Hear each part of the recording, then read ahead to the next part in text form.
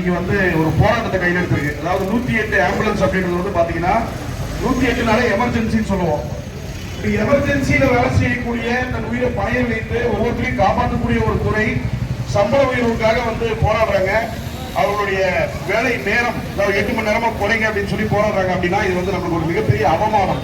இதெல்லாம் வந்து இப்படி ஒரு துறையில வேலை செய்யறது ஒரு மிகப்பெரிய விஷயம். இவங்களுக்கான சம்பள உயர்வு வந்து அரசாங்கம் தானா வழங்கணும். இதெல்லாம் நம்ம போராடி கேட்டு பண்ணக்கூடிய விஷயம் கிடையாது. அடுத்தடுத்து போராட்டங்களை எடுத்து அரசாங்கத்துக்கு வலியுறுத்தி இதை வந்து தெரிவிச்சும் கூட 16% மேல கொடுங்க அப்படின்னு கேட்கக்கூடிய அந்த சம்பள உயர்வை 10% வந்து அறிவிக்கிறாங்கன்னா இது பகல் நேரத்திற்கா இருக்கு. உழைக்கிறவங்க என்ன பண்ணுவாங்க?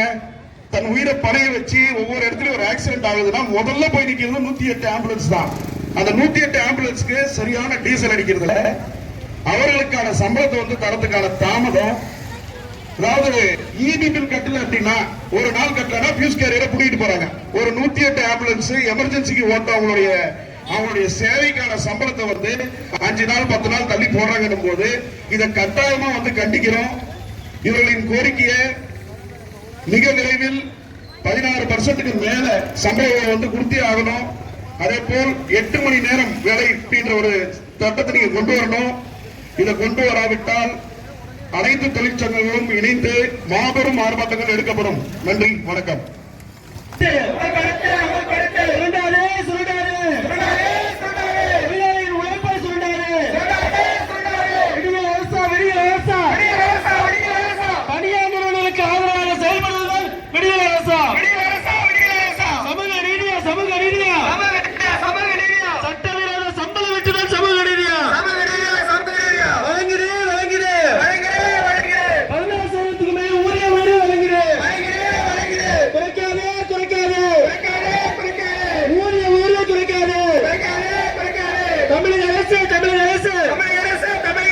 விலைவாசி உயர்வுக்கேற்ற தொழிற்சங்கத்துடன் பேச்சுவார்த்தை நடத்தி ஊதிய